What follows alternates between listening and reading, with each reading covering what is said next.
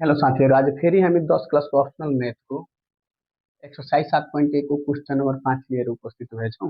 यसमा के दिएछ क नम्बरमा sine 75 degree minus sine 15 degree बराबर के प्रुभ गर्नु 1 बाई रुट अन्डर 2।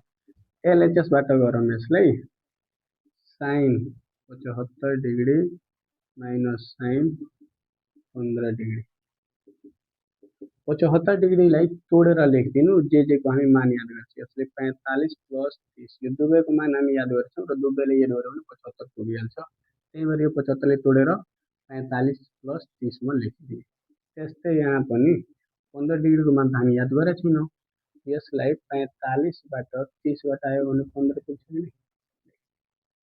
अब हेर्नु त sine A plus B, sine A plus B को फर्ममा आइहाल्यो। साइन ए प्लस बी को फर्मुला युज गरिदिनु।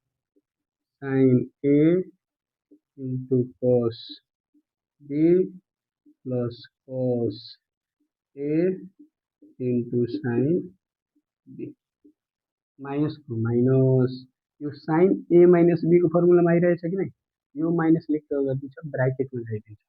साइन ए माइनस बी को फर्मुला लगाइदिनु त। Sine A into cos b minus cos a into sin b। अब हेर्नु त sine 45 into cos 30 cos 45 into sin 30। यहाँ केही गरेको छैन, सेम टु सेम लेखिदिएछ। यसमा के गर्छु minus into plus minus sine 45 into cos 30 minus minus plus cos 45 into sin 30।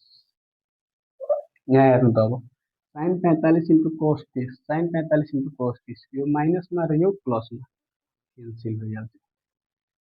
Cancel गरिदिनु। यहाँ cos 45 into sin 30 cos 45 into sin 30 दुवै प्लसमा छ भने के भइहाल्छ 2 cos 45 into sin 30।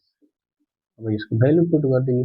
2 cos 45 को भ्यालु के हो 1 बाई रुट अन्डर, sin 30 को भ्यालु के हो 1 बाई 2।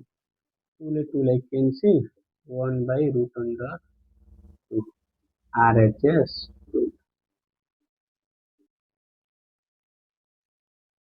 आई थिंक बुझ्नुभयो होला। 5 नम्बरको बाँकी सबै यस्तै छ, गर्नु होला।